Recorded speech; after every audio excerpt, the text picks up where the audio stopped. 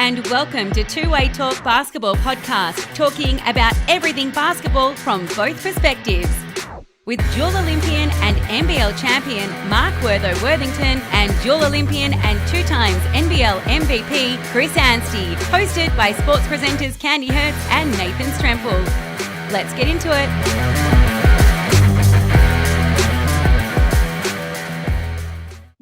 Hello, I'm Candy Hertz, hosting Two-Way Talk podcast video tonight alongside my favourite friend, Nathan Stremple. So happy to see you, Nate. And of course, we've got it with us tonight, our two-time Olympians, our favourite ones that are in Australia for sure. We've got Mark Worthington and Chris Anstey as well. So happy to have everyone here tonight. And wow, I hope everyone's fridge was stocked with beer this weekend, because we just had another huge 11 games played in the last week. Unbelievable way for WNBL to be on our screens every second of the day. And yesterday, I really hope you had your beer stocked, because we saw every single team take to the court. Where though I know that you're doing a advent calendar with beers, you do it every year. What beer have you got today? Show it to us. I've already drank the one that I've already had.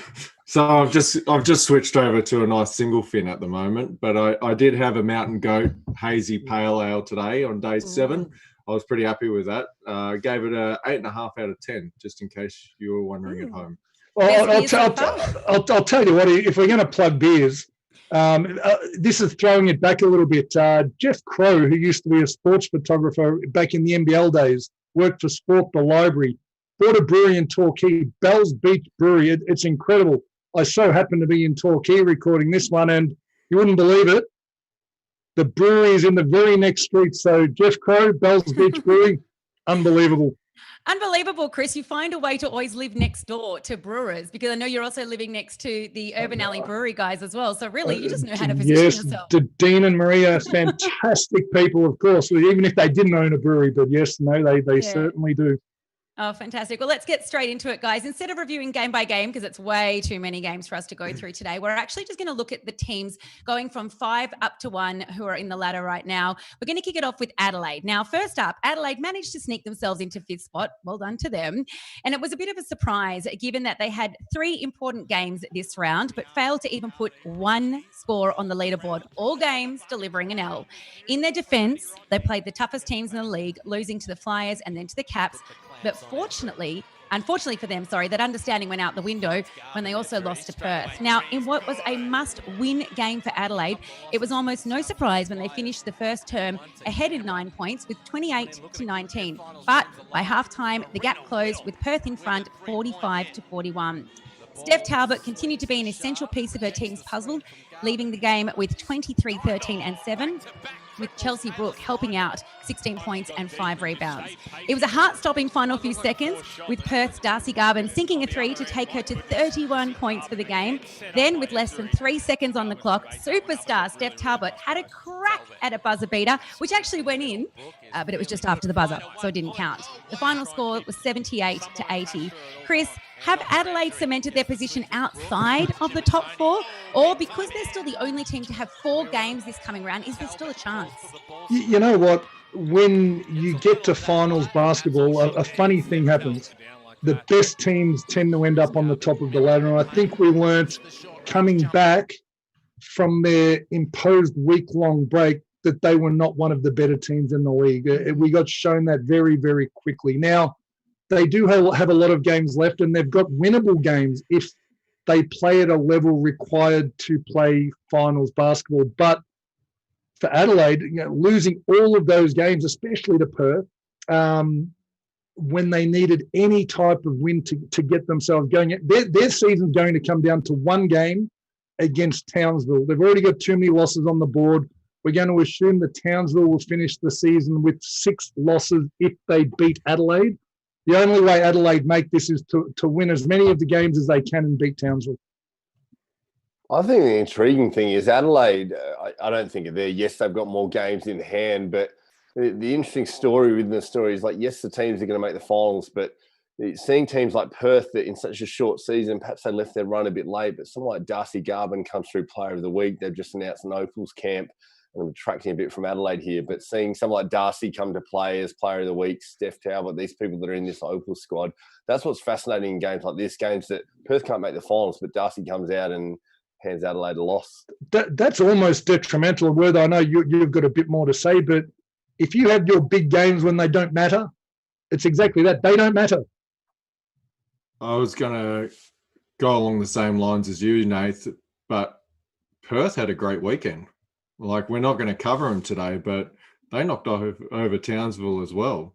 They might have left their run a little bit too late, but Darcy Garvin definitely has put her hand up in contention, and she's probably on that fringe, that bubble range for making an Opals team right now. I know she was there the last campaign, but if you actually write the names down on paper, and I think we'll get to this in the next show of who we think should be in the team, she's right on the bubble at the moment. So the fact that she's putting some nice games together now is nice. It would have been nicer to see her get off to a better start to the season and be able to put Perth into that position where we're talking not only about Townsville and Adelaide, but also the Lynx. But give the Lynx full credit for the weekend that they had and the way that they were able to play. And I think Chris has said everything about Adelaide that needs to be said. They're just not quite good enough. They're probably a star short in their rotation. I really like Steph Talbot. I really like Alex Wilson, but who's their third player? And at the moment, I think it's just hit and miss inconsistency on who that third player is. Well, like I said, I don't think they're going to make it, but they've got a chance. They really need to beat the teams. They've got games, winnable games against the Spirit and the Flames. You say who their third players are. I think players like Brooke and Abby Wayrung are a little underrated. So maybe it's one of those. And if they can go and beat the Boomers and the Fire, it's still there for them. But I think I'll tell you who their third best player is their coach, Chris Lucas, because he actually, I think he's a wonderful coach and what he's been able to do. And he's very short-handed with his squad that he's got this year, but he's still put them in a position where we're actually talking about them right now. Now, if you went at the start of the season, where do you think we rate Adelaide? I don't think any of us thought that coming to this stage of the season that we'd be talking about them potentially getting into a finals game. So probably their third best player is their actual coach. What I will remind everyone is that this is a completely different team if Alana Smith is in it. Yeah. She makes all the difference in the world. She's maybe their best player if she's going. And I know that's debatable. They've got two superstars, but Alana Smith's a superstar. She's a WNBA player. Put her into that team. It's a whole different conversation. I think they find themselves in a much better position than what they are now.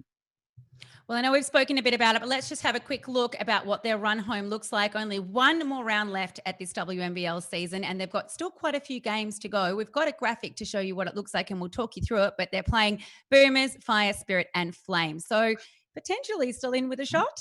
Well, they lose to the Boomers. They'll beat Bendigo. Sydney, they should beat. And if they've even got any sort of finals aspirations, they need to.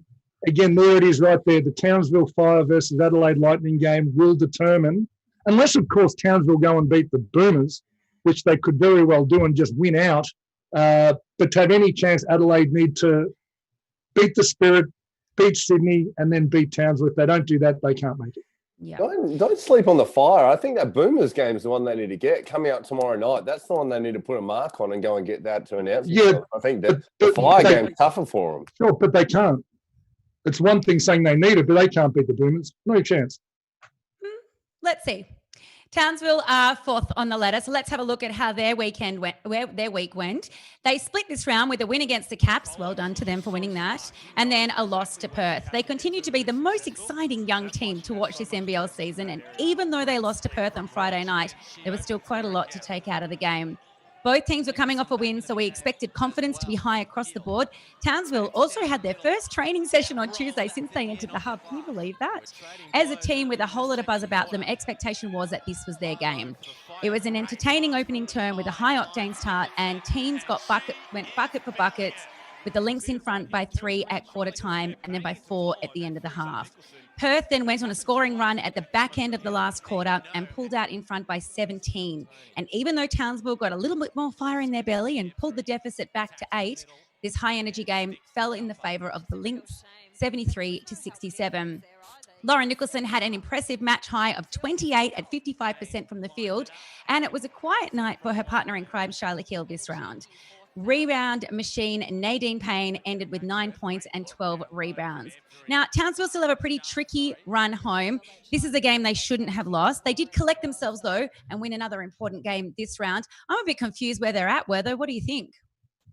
Well, I think you hit the nail on the head when you called them a young team. And this is what happens with young teams. They have their highs, they have their lows, and they're very much like roller coasters. No one would have expected them to beat the Capitals, and no one would have expected them to lose to Perth. And that's what happens with young teams. And finding that consistency as a professional, that's what separates good from great. And so while they are finals bound at the moment with what they're doing, at the same time, the one thing that they need to do going forward is to find that consistency where they don't have games off. I think we said right at the beginning of when we started this podcast that the microscope is firmly on you. You can't afford to have these nights off. And this is what it was for this young Townsville team. They had a night off versus a Perth team thinking that they were just going to rock up and win a game. And full credit to Perth once again for showing a little bit of fighting spirit this season. But overall, it was nice to see them bounce back and get that win versus the Capitals. But it probably shows the immaturity of the team as well at the moment. We've really, within 3 days and 2 games, we absolutely saw Townsville's best and worst. And we've been treated to their best for the most part of the season. And were, though, to some extent, until that game, they haven't dropped one I don't think that they should have dropped. So they've done what they're supposed to have done. And I think the disappointing thing for the team and for Coach Shannon Seabohm, if they beat Perth, they're a lock. They've made finals. So that gave Adelaide just a glimmer of hope. So I agree with you. They're a very talented team. They had a night off. I hope it doesn't prove costly because I, for one, would like to see them in the finals. And Nate, I know you're going to say something, but just wobble your head, mate, because you were the one that said you really like this Townsville Fire team. You're the one. You mate, give that shiny dome of yours a little bit of a wobble. I appreciate you mentioning it, so I don't have to. I think Townsville have been great, and you're saying they won't be the Boomers and Adelaide if you get Townsville. I think Townsville may be a tougher game to get than the Boomers. Like Townsville has shown they've beat Canberra, they've beaten the Boomers. And this Perth game, did they have a night off, or the Lynx? You talk about Adelaide would be a different group without Alana Smith. This Lynx team would be very different. They had Sammy Whitcomb as well. We saw Ebzery and Garvin be the studs that we know they are. And this Lynx team, I think, are finding their feet late and paying the price for resting players early. Like we talked about this strategy of resting players. There's games they could have got earlier in the season, and then maybe the Lynx are in this conversation if they're able to find this form earlier. So I think maybe it's the case that the Lynx went out and won this game rather than Townsville taking a night off. Mm-hmm. Should we have a look at what their run home looks like? Let's see the last couple of games that they've got for the very final round of the WNBL. That's it. Lightning and Boomers. It's very simple. If they beat the Lightning and beat the Boomers, they play finals. If they beat the Boomers, if they lose to the Boomers, and let's call it a 50-50 for you, Nate, I think the Boomers will start that game favourite. But if they beat Adelaide, they're in. Simple as that. That's their assignment. A win against Adelaide, they play finals. Also, don't you think it's crazy that they only had their very first training session of the entire season this week? Does that strike anyone as just a bit crazy for this year? I'll tell you what, if the NBL's going to that model as well, Chris and I might be making comebacks because, we hated training, but we love playing. Fair enough. I've heard the players saying that a lot, so I think they must totally agree with you. Let's have a look at the Boomers, who are third on the ladder. We've just been talking a bit about them, so let's get into it. They had a week's rest, and then they had 4 games this round, technically all away games. They finished the round 3-1, losing a game to Liz Cambage and the Flyers' dominance on Sunday night. Now, the game we're going to review was the first game of the round versus the Caps, a true test to see where the Boomers are at against the 2-time champs. And the last time these two teams met, the Boomers went down 50-67. They started off strong with only 1 point the difference at quarter time. Then Coach Guy Malloy grilled the team about defence and spoke essentially about their side pick and roll defence, and also spoke about wanting more ball movement. They went for a scoring run at the end of the second quarter, looking to finish the term on top, but a sneaky 3 by the Caps, Brittany Smart on the buzzer, pushed the Caps just in front, 38-37. This physical, high-profile game was competitive right to the end, with the Boomers stealing the win 84-75. Maddie Garrett came up big this game, finishing on 19 points and three rebounds. Ezzy Magbagor snatching the double-double, 18 points, 13 rebounds, and Tess Madgen 14, 8, and 7. The great thing to note as well is that the Boomers' shooting percentages are much more respectable now. I don't think we'll ever forget their 0-36 record for 3 attempts earlier in the season. This game, they came up with 40% for both three-point attempts and from the field as well. The Caps' Kelsey Griffin said that the Boomers made us uncomfortable and got us out of our plays. And Chris, I need to know, is this a sign of what happens when a team has a whole week off during a season like this, where they're actually able to review tape, rest properly, collect themselves and come out firing? Or is this just that they were just hungry and won the game? Yeah, well, you're hungry every game if you're a professional athlete. I think a week's rest is invaluable. Every player gets banged up a little bit. I'm not sure, but I guess Guy Malloy would have probably given them a couple of days off, a few light days, and he would have sharpened them up towards the end of the week to get going again. And it was a really big win beating the Capitals for the Boomers, because in a week's time, those top 2 positions in the double chance once finals start will be critical. So one of the 3 teams that we consider favourites, the Flyers, the Boomers, and the Capitals, will finish third and could be knocked out by who we think is going to be the Fire. That second chance allows you a slip-up in the finals. So it was a massive win in that context. They're still half a game behind Canberra, but playing really good basketball at the right time of the year. Well, for me, the Boomers are the top 2 Instagram selfie teams of the bubble so far. And their time off was they flaunted all the locations that they were at and how many selfies that they took. That being said, this condensed season can put a bit of a strain on you, and for them to be able to get away and refresh probably is the right time for them before they go into the back end of the season. I think they're obviously still one of the more talented teams in this competition, and I think they're the team most likely to give the Flyers a run at the end of the season as well. What we saw this weekend from them was, I think they changed their game plan slightly against the Flyers. And if I was Guy Malloy, I probably didn't show the whole package of what they wanted to do. Liz Cambridge got off the hook that game versus the Flyers, unlike she did in the first time that they met. So I'm betting that Guy Malloy's got something up his sleeve for the next time that they meet him, because they've already proven that they can beat them once. I think he just held a few tricks up his sleeve for the next time that they meet. I think the biggest piece in that Capitals game for the Boomers is they're finding their rhythm and their identity. Is Tess Madgen being so versatile, and seeing her with numbers 14, 8, and 7 is Madge really kind of playing that point guard role and evolving and maturing our players. I think that's when the Boomers are at their best. And then you see Garrett getting off, McBegor having a big game as well. Well, let's face it, Tess was their best player at the start of the season before the ankle injury that sort of halted her season a little bit. Her finding form again at the right time. She's absolutely a stat stuffer when it comes to the game, and her versatility to bring whatever it is that's needed to the game definitely helps them. But it's probably, what are you going to get from Ezzy? What are you going to get from Kayla George? What are you going to get from Maddie Garrick? That's probably the 3 pieces that they really need consistency from in the back end of the season. If all those guys are firing, or gals, I should say, are firing, then I think they're a very, very hard team to beat. They've got a lot of firepower from 3-point line, and they've got, that twin tower scheme that a few teams have adopted to go against the Flyers team late in the piece as well. So for me, I still really like the Boomers and what they're doing, and I expect, and if I know Guy Malloy like I think I know Guy Malloy, I think their team will be firing on the right cylinders at the right end of the season. Whether on behalf of the female race, I'm absolutely fine if you call us guys. Go for it. It's definitely absolutely Guys, fine by me. Girls. All the same. Let's have a look at the last couple of games that the Boomers have. That was a massive round for them with 4 games. They've got 3 more to come: Lightning, Spirit, and Fire. Any thoughts on those games, guys or girls? I think if they, well, sorry, go ahead. No, I was just going to say, clearly, if they win 3, they'll finish top 2. Well, they should finish top 2, I would imagine. They need to.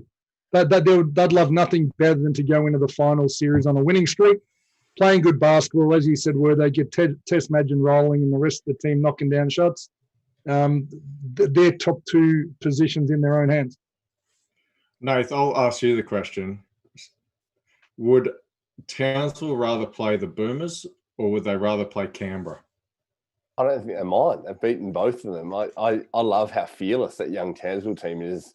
And as we were discussing off air before we went here, wherever Townsville finish, they're playing a home game. They're the only team that takes home court advantage through the finals. That's why I just think they're dangerous. I didn't hear an answer in there, Nate. Neither did I. No, Didn't hear an answer. My answer is I don't think they care. I think they're ready to go. No, Nath, I think you're sitting on a fence right now and we want you to pick a side. Okay, let's rephrase the question. Who do you think Townsville have a better chance of beating? Maybe Canberra. Okay. Interesting. On that note, Canberra are second on the ladder. Let's check out how they're going at the moment. The 2-time champs and title favourites dropped 2 of their 3 games this round, first against Melbourne and then up against up-and-comers Townsville in what turned out to be one of the most exciting games of the season so far. Let's have a look at what happened in that game. To start with, curiously, Coach Paul Goris shook up the starting 5 with 5 different players taking to the court to start the game. It looked like we were set for a close matchup after the first term, with both teams limiting scores to just 18 for Townsville and 14 for the Caps. The Caps coach then instructed the team to run some plays and get the ball into the post, but Townsville proved too good the next quarter, limiting the Caps to just another 9 points, leading them 42-25 at halftime. The Caps didn't lead at any point in the game, with the Fire leading at one point by 21 points. Townsville's backcourt twin stars Lauren and Shyla were unstoppable together, scoring 52 points for the game. The final scores were 84-71, and the end scores could play a really important role in determining the final ladder. I'll let Chris explain why a little bit later in the show. No, let me go here, because Chris has just said interesting when I said playing Canberra, and then we've just seen highlights where Shyla Hill and Nicholson have torched the Caps. Now, Goris might have mixed up his lineup, but why is it interesting that a couple of weeks later, Townsville might enjoy playing the Caps in the finals, Chris? That was interesting. You finally had an opinion. As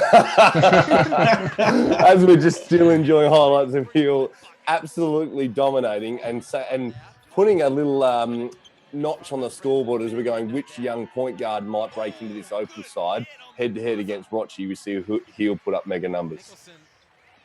Yeah, and there is one thing, I suppose, coming into a final series. It's one thing believing you can do something. It's another thing if you've proven to yourselves that you can do it. So Townsville have beaten Canberra now, and I believe did they beat Melbourne early on in the season? Yeah. So they've proven they can beat either team. So I agree with you, Nate, but I tend to think they'd prefer to play Canberra as well.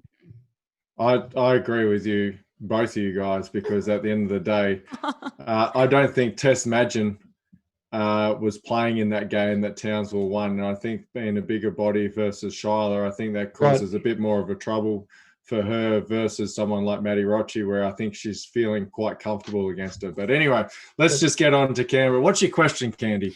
Well, I mean, I do know that we are speaking mostly about the Caps here, but I'm curious to know in general, is this the time of the season to start mixing things up that are currently working really well for your team, or should you just stick to what you know rather than practicing for finals? Well, I think they're pretty comfortable as a 2-time defending champs that they can do whatever they want at the moment, because they've proven that they can win at the pointy end of the season. And even though they changed the lineup now, I don't think, as much as we talk about that, we think that Townsville want to play against Canberra. You know what? Canberra probably want to play against Townsville. They probably feel like they could beat them as well. That being said, I think for the Capitals, obviously Kelsey Griffin playing her best basketball is a necessity for them. We spoke about their backcourt from the last 2 years not being there and having to go with a very young lineup. It's really that front court that needs to carry them through the finals now.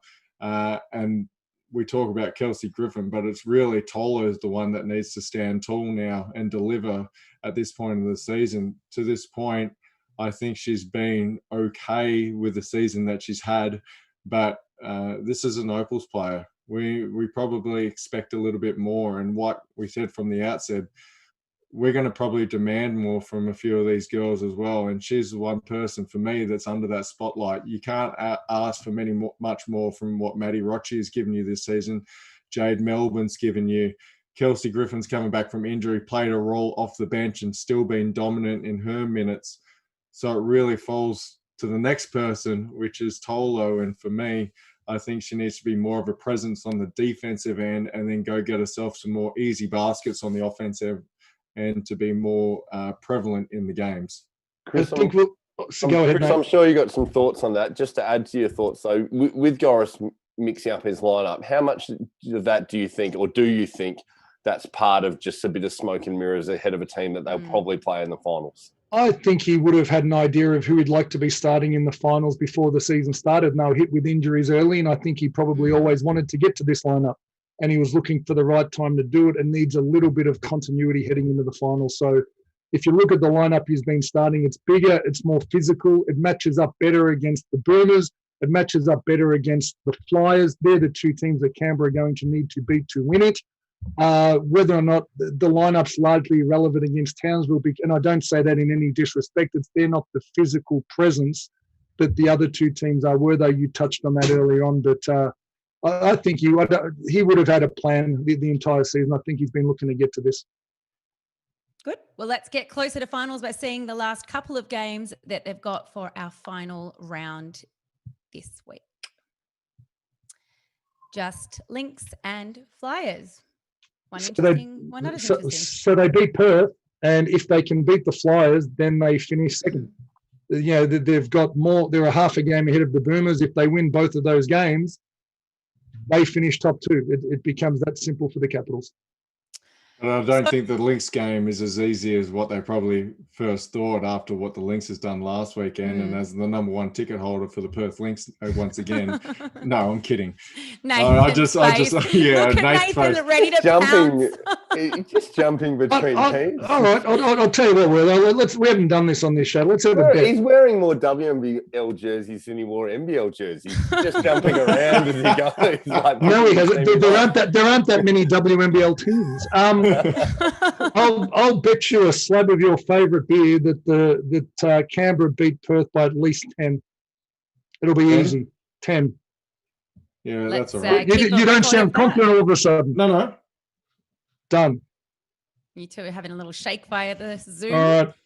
Good job. Shall we have a look at the top of the table, guys? Ready? Sure, let's do it. Okay. The Southside Flyers have returned to dominant force this fourth round, winning both of their two games by a total of 54 points. They buried Adelaide 111-72 and then came in and squashed the Boomers 94-79, even without two-time Olympian Rachel Jarry. Now let's take a closer look at that game against the Boomers. Hell hath no fury like Liz Cambage on a WNBL court, or quite frankly any court, where she gets fired up and there is just no way to stop her. She must have saved up a little bit of extra fury as well after the Flyers lost to the Boomers in round one. Also, with top of the ladder up for grabs at the end of this round, the Flyers were thirsty for this win. The Boomers threw Kayla George and Ezzy into the battlefield to draw their swords and put an end to Liz's dominance, but there was just no stopping her. For the full 34 minutes she played, she grabbed almost a point a minute, finishing on 35 points, 7 rebounds and 4 blocks. The Flyers won every quarter with solid contributions across the team, including Sarah Blitzards with 18 and 7, Bet Cole finished with 16 points, and Leilani supported her team with 11 assists. We've spoken a lot about all the teams needing to lift their shooting percentage this season, and Flyers have come to the party, shooting 62% from the field and 58% from three-point range this game. On a side note this round as well, guys, not forgetting this is Lifeline round. That's a tongue twister. Commentator Cam Luke said that he'd pledge $750 if Liz gets a dunk. A whole bunch of the WNBL commentators have said they'll tip in some money too. I do wonder, and let's discuss this in a moment, whether we're actually going to see a dunk from her or not. But we also know that this season, the Flyers have been said to be the most dominant offensive team. They've been working and talking about working on their defense. Do we actually think that they have lifted their defensive game? Or, are they still exactly where they were at the start of the season? Chris, what do you think? I think they've improved their discipline a little bit over the last week or so, and they were the team that always had another gear to get to. The game that Liz played is symbolic of that mindset. She played a disciplined game. And we knew it at the start of the season that Liz's form, her mood, her attitude was going to fluctuate as this season went on. She's locked in over this last week. She's been really impressive. She hasn't taken possessions off, and she hasn't turned around and whinged at the referee every time she thought she got fouled on the offensive end. She's let it go, and she's played basketball. If Liz lets the external things go and plays basketball, honestly, she may be the best player in the world. I've thought that for a long time. Unfortunately, you can't just pick and choose. But for 2 weeks, up until the end of the finals, I'd be very, very surprised if we don't see the best of Liz Cambridge night in, night out now. Having said that, if I'm an opposition, I would be standing on her toes. I'd be pinching. I'd be doing anything I could to get her out of the game, because you mentioned Rachel Jarry missed that game. That doesn't matter. She's been a wonderful player over her career, but she's not going to win a championship for the Flyers. If you can get Liz Cambridge out of the game or get her in foul trouble, that remains the best possible way to try to beat the Flyers. Well, I think you nailed it there, Chris. Like, there's no questioning Liz Cambagia's productivity. So she's been up there in points and rebounds and only average about 20 minutes. Here she stays on the floor for 35 minutes ago, and we see the numbers she will just put up. As a side note, I was in the stadium when she dunked against Russia at the Olympics in 2012. There's every chance she throws it down in the next couple of weeks, especially if it's towards the end of a game's over. Defense lets her come through. Why didn't she do it this round? Cam Luke, why didn't they just let her do it? Well, when you say, well, there's no way the Boomers are letting her do it, because this is the team they're going to play in the finals. And just as a side note to that, how nice was it watching the Queen go against the heir apparent, Ezzy McBegor, taking it right at Liz. Both players just super talented as we see these two Opals bigs going against each other. Just nice to see Ezzy taking it at Liz. Well, Liz Cambridge is the best player in this competition. Let's not get it twisted. Let's not say anything else. Steph Talbot's had a hell of a year, but when it comes down to it, there is no one in this competition like Liz. And she showed in that game why she's on the best planet player. like Liz. Yeah, exactly. The thing that the Boomers did that I think they showed in spurts but didn't go back to it is they dragged Liz out of the keyway and really picked on Sarah during parts of that game. And I thought that we've already talked about Liz, if she gets fouled out, that is the real weakness. Well, the close second weakness of this team is Sarah's not a four-man. She can't play against a Kayla George or an Ezzy McBegor, and they just threw it down there. And then it was like Guy Malloy said, all right, let's put the Q in the rack. We know that works. We don't need to show that again. I think they did it 3 times in 4 possessions versus her, and she got put on her ass 3 of those 4 possessions as they finished through contact. Now, for me, I think the Flyers, we talk about them getting better on the defensive end. I think they need to show more change-up in their defensive schemes. I don't think they can be strictly a man-to-man defensive team. I think they need to show more zone. Like, funnel people towards Liz and let them try and make a shot. If she stays disciplined, they become a lot tougher as a defensive unit in a zone, in my opinion. Once they are able, the smarter team should be able to pick out the weakness within their team, and that is to actually attack them through the 4-man, because Sarah cannot guard those people, guard those girls down there.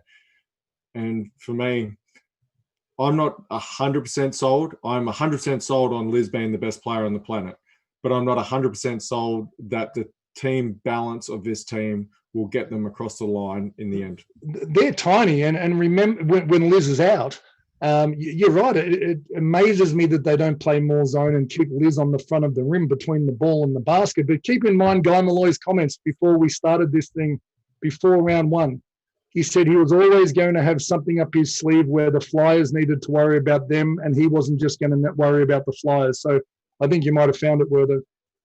Interesting insight were, though. They're small if Liz is off the floor, and we saw that against the Caps when Liz got in foul trouble and they had to play that smaller group. But Chris, you mentioned before about Jarry not winning the championship. That's where Jarry might be important. Do you not think that between Blitzarves, O'Hay and Jarry, they can rotate through the floor and hurt teams at the other end with their mobility against whether it's Kayla George or whether it's Griffin? I think this is simple. Let's say, touch wood, that Liz gets injured and misses a game. They don't win the championship. They just don't. Yeah, without Liz, yes, but whether you're talking about attacking them through the floor and the ability to stretch the floor and run the floor and shoot between Blitzarves, O'Hay and Jarry at the floor, you don't think they can hurt teams at the other end? I think they have the potential to hurt. It always comes down to shooting. Basketball is always a make or miss league, and they've got to be able to make those 3-pointers. Now, Jenna O'Hay is a proven shooter, especially come finals. The other two, are they proven shooters? I don't think that they are, especially finals. So, yes, but Jenna will not play the 4 spot. She'll play the 3 spot and stay there. Their real deficiency is their backups to Liz and what's around them. I think they've done well to surround themselves. Obviously, Leilani, we're yet to see her just say, all right, I'm going to take over and knock down, like we've seen what she's done with Phoenix time and time again. Beck Cole is one of the better scorers in this league, and she proved that all last year as well. Jenna O'Hay is a fantastic shooter, being consistent, the Opals captain for many a year now. But then I think Sarah's a 3 as well. I think Rachel Jarry is a 3. I think Beck Pizzi isn't quite there yet, and she's a 4-man at best. She's not a 5. So I think there's a few question marks in that, and you can see that probably the 2 contenders to the Flyers in the Boomers and the Capitals have both got solid bigs in both positions. And I think if they don't play zone, then they'll get caught out maybe on the defensive end with a smaller player versus a Kelsey Griffin versus a Kayla George going forward.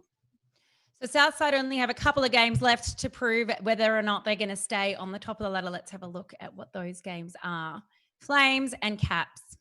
They've only lost 2 for the year. They'll beat the Flames. Win or lose to the Capitals, they're top 2. Congratulations, they get their double chance. Let's have a look right now at some other games. Oh, well, no, we'll go straight to the ladder. We had,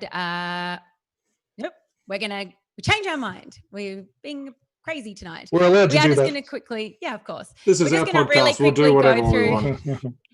We'll have this graphic up on our screen. If you want to watch us, you can find us at Two Way Talk Podcast on Facebook. But here are just a couple of the other games that were played in this round. It was a really big round. As we said, 11 games, too many to go through. What we do want to go through is the ladder, which you know the order now. But Chris, we were talking quite a bit before the show about understanding exactly how this ladder is going to be put together for this season. Can you talk everyone through how it works? Yeah, if there are 2 teams, to the best of my knowledge, unless they've changed it, if there are 2 teams with equal records, so let's say that Adelaide beat Townsville and they end up with the same win-loss record and one of those teams finishes 4th and the other team finishes 5th, they'll go back and look at the results of the 2 times that those 2 teams have played. I believe Townsville won the first time, so Adelaide, of course, would need to win anyway, but let's say they've both won 1. It'll come down to points differential. If Townsville won by more than Adelaide, they'll get in. If Adelaide beat Townsville by more than what Townsville beat them by earlier in the year, then they'll get in. Simple as that. I hope it's as simple as that. I think it is too. I was getting myself a bit confused going through it the last couple of days as well. So thank you so much for clarifying that for us. I'll just clarify that Bendigo Spirit will still not win a game. I think Chris, Nathan and I are very solid on that. And Candy, I'm sorry. I think you're going to lose that bet. Can I does that ever happen normally? Like, is that something that isn't? You're supposed to not win normally. Game? No. I mean, ideally, you'd like to win a game this year. They're not going to win a game this year. I feel really bad for them. I hope they somehow. Tess Levy has to have 60 in the last game, and they might win. She just needs to shoot it 35, 40 times. Pick and roll, pull up 3. Yep, go down shooting. Just pretend like you're Kobe Bryant playing your last game. Mamba out. That's all she needs to do. There's nothing normal about this season, but you're always looking for the positives, and so it's nice for me to see a girl that I coach for a little bit, Demi Skinner, have 17-6 for Bendigo this week. So it's nice to see young players getting an opportunity, even though the Spirit haven't won a game this season. Nate, which is exactly what they should have been. Which is exactly what in my mind, they should have been doing more and more. I mean, they've been out of finals contention since the season started. But still, those veteran players in the starting five have been playing high 20s and 30 minutes. And you look down, Alicia Froling plays 4 minutes. Paige Price plays 3 minutes. Get them 20 minutes a game. If you're going to lose with the kids at some stage. They made one change-up. Yeah. I think they brought in Cass McLean in place of Amelia Todhunter. And Mills has been playing better off the bench, which I think she would have expected coming in. Play the kids.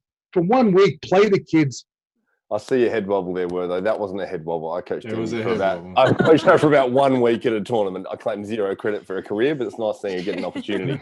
Let's have a look at the stats leaders, guys. And I mentioned before, Liz, about the fact that she's top 5 points on rebounds, only playing 20 or so minutes a game. And Leilani's a nice one as well that you mentioned that she could be a difference maker for the Flyers. Grand final MVP for the Flames when they won it a couple of years back.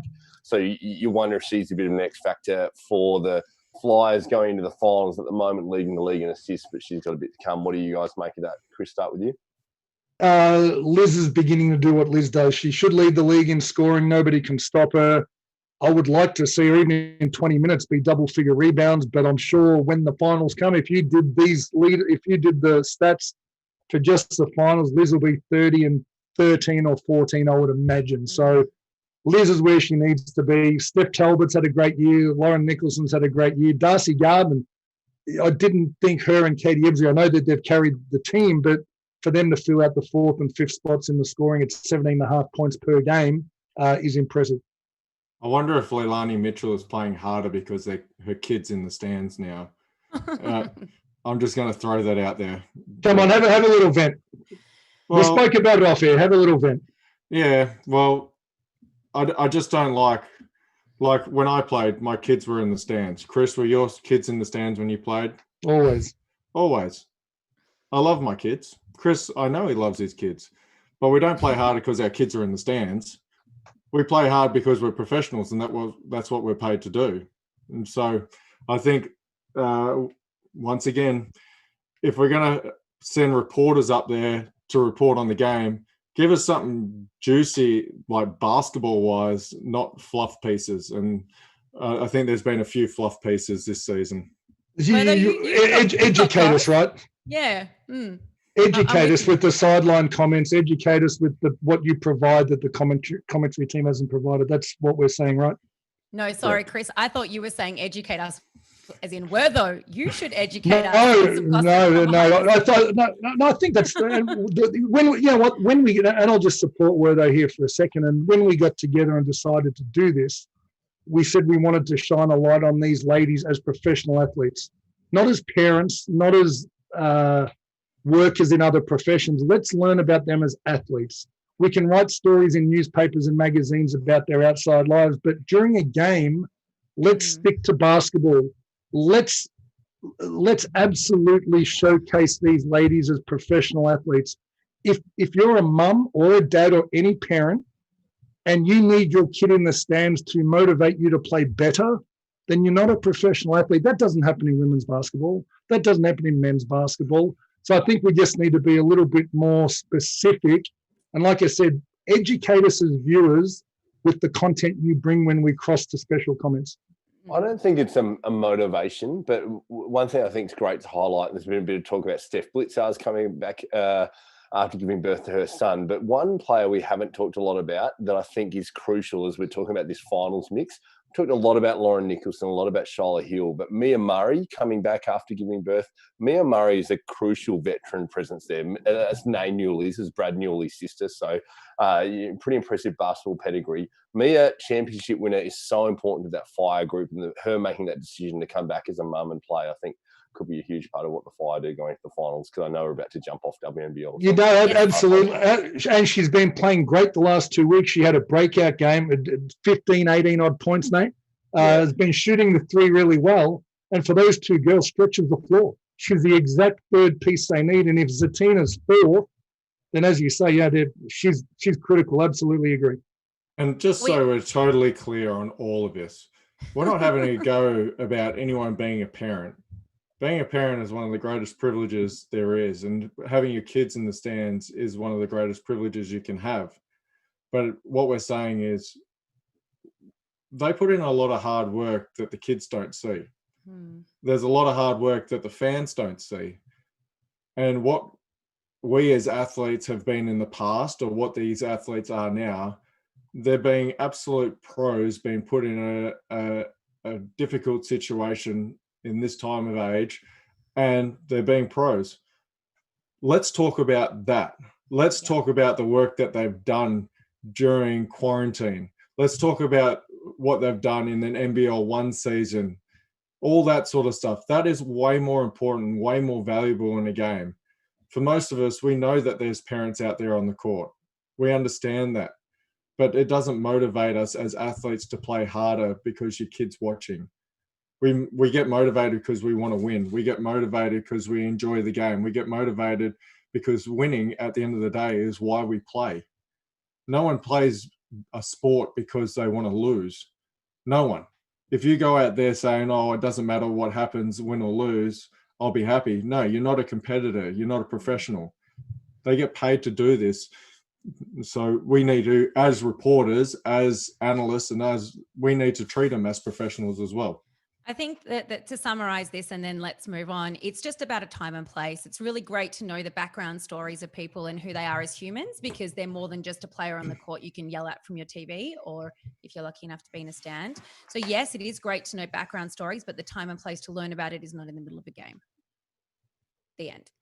Next up, let's move to the final play. We're going to get away from the WNBL now and talk about the rest of our sport. And of course, we're going to start off with the NBL rumors and truths. And of course, the one that we thought was a rumor last week was what was going to happen to Bogues. We had a great chat about that last week. There was some random speculation coming from you, Wertho, I think, or was it Chris? Now I can't remember. Chris, about Bogues potentially going to a Melbourne team. I think that sent the Melbourne teams into a flap. And I did hear on SEN the following morning, no, both Melbourne teams have confirmed he is not coming to us. Yeah, so it was funny. I actually think we started that. It was fun. It was funny, wasn't it? Off air, we didn't go with it. We said, what are the odds that Bogut announces his retirement, says he's going to sign to play for the local soccer club? And we should have gone with it, didn't we? We would have been a lot closer. So, of course, he did announce his retirement, and it was really wonderful to see the comments coming out, not only from the NBL, but also from the NBA as well. Chris, you just had some extra thoughts you wanted to throw in, I know, just to congratulate him on his career. Oh, did I? No, look, Andrew Bogut, he said this week, and it's been really, and him and I butted heads a lot. I was clearly a few years ahead of him, and Andrew was very outspoken his entire career, and I think as he matured as a player and as a person, he really turned into the champion that we all know him to be. He had a great collegiate career at Utah. Being the number 1 pick of the NBA draft is absolute testament to that. He won his NBA championship with the Golden State Warriors. He had some really, really tough injuries, and I think played through more pain than many of us will ever know. He goes down as one of the best Australian players to ever play this game. So congratulations to Andrew. He did a lot of things that no Australian basketball player has ever been able to do, and he's certainly left his legacy on this sport in this country. I think as well, not enough this week's been made about how he redefined himself with what for a lot of people would be career-ending injuries. That ankle was really bad. He was a really athletic scorer. Then he had to redefine himself as a defender and an elite passer, which are skills he had. And then when he did that elbow, you'd see he just wouldn't finish on his right hand around the rim anymore. So really changed his game to be a presence and to play, and got himself an NBA championship. It's just very sad he won't have an Olympic medal now to go with it. I think I said everything that needed to be said about Bogues last week. But I think he'll go down, and he's probably on the Mount Rushmore of Australian basketballers at this point, and well-deserved career. Someone, like Nate said, probably redefined his career a couple of times over, was super unselfish coming back to the NBL and playing a role that he believed to be what would help a team win a championship, and probably sacrificed a lot of his own game to keep a lot of other people happy. And like I said, he's had a fantastic career, and there's no way that him and Chris butted heads when they've got two massive noses like they do. I like that. From the side. I like for now, Bogues jumps off the court and into the media. He's always been great with his opinions. So we look forward to what he brings on the Rogue Bogues podcast before hopefully he's lured back into basketball. I think he'd be great in that Boomers coaching staff. We'll see where that ends up. Speaking of coaches, though, the team he came back to and now steps into part ownership of need to appoint a new coach when Will Weaver went to the NBA. And what a great story seeing Adam Ford appointed. We threw around some of the names of favourites that could be. There was some talk of Brett Brown, Rob Beveridge. What a good story Adam Ford is. This is a guy that was coaching the SBL in WA many years ago and got sacked as an SBL coach, volunteered as I think it was a fourth assistant for the Wildcats, and really just worked his way through. And I think the measure of a coach is what you see your former players say, and it's great now to see him getting that role and see guys from the Wildcats, guys he's rubbed shoulders with over the years, coming out on social media really singing his praises. And everyone at the Kings seems pretty bullish about his appointment, and he's ready to go now, stepping as a new face as a head coach in the NBL. Well, usually we'd like to thank Wikipedia, but I think Nath wants to thank Greg Hire for his post, for almost repeating it word for word of what he's done in his career so far. So, well done. Actually, Greg had much more detail than that. But, but way to paraphrase it. Good job. The one thing that I know, when Matt Nielsen was at Perth with him, he just said, this guy is one of the good guys. He's super solid. And Matt Nielsen was always one of my teammates with the Boomers that I thought was always solid. And when he said that, I knew straight away that this guy probably was going to be an NBL coach one day, somewhere along the line. He's done it the hard way, as Nath and via Greg Hire has told us all before. But super happy that he's got the opportunity now, and really steps in with a team that loses Bogut, that loses Deshaun Tate, and sort of has to find themselves again. Whether they're contenders still, we still have to wait and see. But it's going to be interesting to see someone who's learned under Will Weaver, someone who's learned under Trevor Gleeson, what sort of spin on his own coaching philosophies and the way that he goes about his business, how that's going to look as the new head coach of the Sydney Kings. It will look, so I was about to just rubber stamp that word. It's so great that there was always temptation. There are big names available that they knew what they had in their own house and went with it. The only thing that I've learned as a rookie coach as well is one of the most important aspects of becoming a great coach is your ability to recruit. I hope he's got the relationships in the NBA. I hope he's got the relationships with agents. I hope he's got relationships with NBA teams, because a lot of other NBL teams do. And if he's got that, then he's going to be well on his way on day one. So good luck to Adam Ford. I think he's got that in his general manager and Chris Pongrass. Of course that's part of it, but players want to come and play for an established coach as well, and they need to trust the coach. So, go ahead. No. You still got more to say about it? No, I think I said good luck. I really hope he does well. Nath, does Greg have anything else he wants to say about it? No, I'll just give him a call. Yeah, I appreciate it. Shout out to Greg Hire, great fellow. Enjoy. I did say what previous players. Sorry for not mentioning you by name, Greg. You want me to keep reading it for you? No, need to give a massive shout out to my guy, Adam Ford, one of the more genuine and humble guys going around. No, sorry, go ahead, Nathan. Well, what I'd say is he inherits a team that didn't finish it. Was right up there to win a championship last season in a series that didn't finish. Now, Bogut and Deshaun Tate are big pieces to leave, but they've still got Brad Newley, they've still got Casper Ware, so I think they're well and truly in the conversation. Absolutely. Now, the one of the only teams who hasn't completed their rosters is Melbourne United. There was lots of rumours going around about them this week. We definitely don't need to cover off the next star rumour, but we can chat about the Jock Lansdale one. Now, I'm curious to know what you guys think about this. The conversation I've been hearing about him is that he's been training with United this whole time, hasn't obviously gone back overseas. But in order for United to get him, my understanding is that they need to pay out his contract, which in a year when everyone else has salary cuts feels a little bit like it leaves a bit of a bad taste in a lot of people's mouths. This is the conversation I'm hearing. I'm not really informed enough to know what that sort of stuff would cost, of course. Chris, Wertho, I don't know, is this seem realistic and does it seem fair to the rest of the players? What do you think? It's very common to have to buy out contracts from Europe. It's something we haven't quite gotten done here consistently in the NBL. We've lost great players with years left on their contract because there wasn't a buyout clause. So it's very common in the sport. I don't know Jock Landale's contractual situation overseas. If he can get to United or get to the Wildcats, and that'd be the two at the front of the line, then of course he's going to help them. Help them out. This is the guy who will end up in the NBA one day. And look, if they've got the dollars to, obviously, if he's playing in Europe, it's tax-free. So it'd be a big number to get him here. But they've signed Hobson.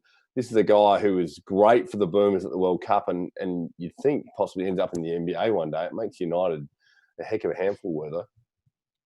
Yeah, look, they've already got established talent there, and adding the starting four-man for the Boomers is definitely a huge step up in the right direction. Probably lightens the load of David Barlow as well, who's carried that load for a long period of time now at Melbourne United, and he's the same age as me. He is an absolute freak, David Barlow, but at this rate, I think he's one of the guys that's resurrected his career to get back to where he is, but I'm not sure if it's sustainable going forward. So bringing someone like that in definitely helps in that situation. I think the bigger news is that Cairns got their guy back, and the Taipans. I think once again, somehow the Taipans have just gone underneath the radar again. They get their two gun imports back. Yes, they lose DJ Newell, but how are we not talking more about the Cairns Taipans?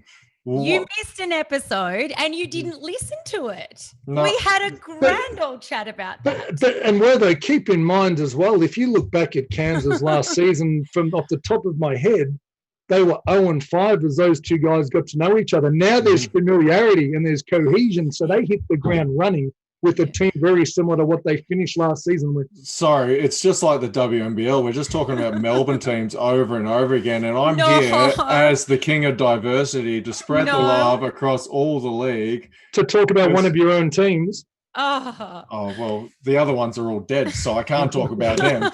So...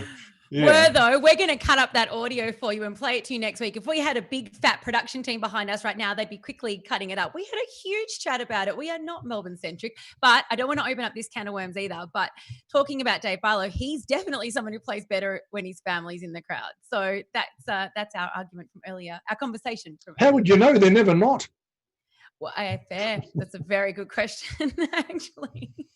In all this NBL talk, it's pretty exciting to see the fixture come out, to know we have a somewhat firm date and the NBL basketball is going to start. Usually January is a really exciting time of the season when things are taking shape, people on holidays, there's all that New Year feeling. Great to see round one released in what's going to be a floating fixture this season, similar to what we're seeing with the WNBL, lots of games in quick succession. It's pretty exciting, Chris, to see NBL coming back. We don't talk about Melbourne enough, but we start with Melbourne, then we've got Phoenix there, and then we've got Melbourne again. Yeah, no, we don't. But we don't talk about. Why? Hang on. You know what? Hang on. Round 2 and round 3, Melbourne don't have a home game, so because that's when the tennis is here. So they had to just get it. Yeah, okay.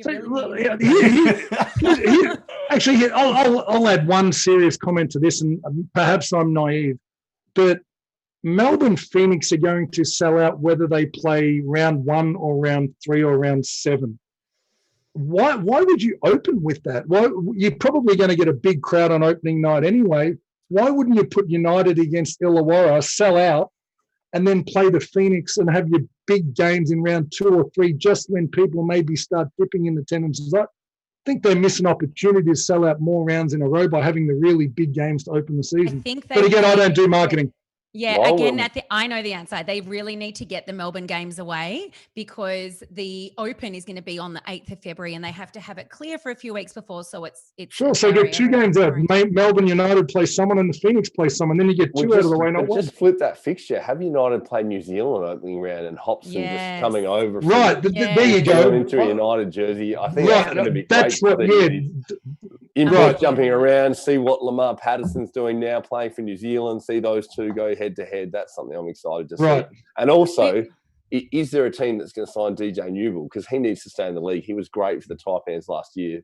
All of those battles are going to be Did he not fascinating to watch. sign in Japan?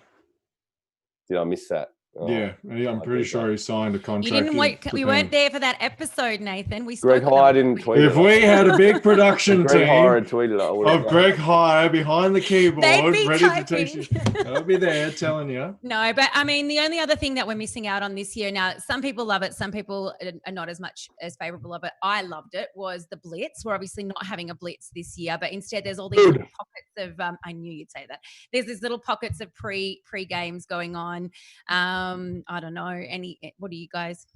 That's not even worth talking about. Yeah. Pre-season, who cares? No one cares. Okay. Let's talk about the NBA. Let's talk about Russell Westbrook and John Wall. That's much more interesting. Go for it. Does anyone care about that? Does that even matter? Yes. Yes. Does that make either of those teams a winning team? No. Yes. Well, you're going to say Washington. Yeah. Russell, you know what? They might win some regular season games. Will And any team ever win a championship with Westbrook as their guy? Of course not. No. Of course not. You But they asked might. if they're They've going to be got a winning team, not a winning championship. The I- other team's going to win a championship from it. If John, then they both needed to get him out of there. But I'm in the minority here, where I know that John Wall hasn't played basketball in 2 years, and we don't know what he's going to be. But Russell Westbrook will lose you more games than he wins. They're both on massive contracts. And I don't know the guys, but by all reports, Russell Westbrook's not a good guy to have around your club. So if you can get rid of him, and I don't know John Wall either, but a new situation for him and a first-round protected draft pick, I mean, the Rockets are crashing and burning. Tommy Greer must be cringing every time. He's the biggest Rockets fan I know, but I actually think that's one that Houston got a little bit better deal out of, and I think Washington, they were going to be good with John Wall this year again, I think. They've got Brad Beal. They've signed their shooters on the outside. Hachimura, what's his name? Hachimura. They've got a solid team. Now you add Russell Westbrook, who throws up so many horrible shots and doesn't get those guys involved and takes 4 out of every 5 defensive possessions off and then complains and talks trash even to an empty gym in the bubble. I just think they've made a big mistake bringing that into what could have been a decent group this year to contend for that 8th spot in the East. Well, I disagree. You mentioned Tommy Greer. Don't forget John Wall's now like a part owner of the Phoenix as well. So it's all coming up Tommy Greer here. He'd be much more valuable as a player than an owner to the Phoenix, I think. First off, I'm pretty sure that the Rockets and the Washington Wizards said, good luck with that. And the other team said, yep, good luck with that. And that's how that trade worked. That being said, I'm thinking that the Washington Wizards are on the better end of this deal because we saw what Russell Westbrook did with an OKC team that didn't have much talent around him and what he was able to do. Chris has already pointed out the shooting that Washington has. They've got Bertans back. They've got Bradley Beal, all those sorts of people. I think he will be in a position to penetrate and be more a distributor once again. Whatever happened in Houston, it was like he was trying to steal shots off James Harden. It was like, yes, we're mates. We're not mates. I don't want to pass you the ball. I think going to Washington gives him a chance to be more like OKC, where he's the guy that gets to penetrate the gaps, kick out to shooters, all that sort of stuff. Now, John Wall, it's just unknown. He hasn't played in 2 years. There's no doubt about it that he's an exceptional talent.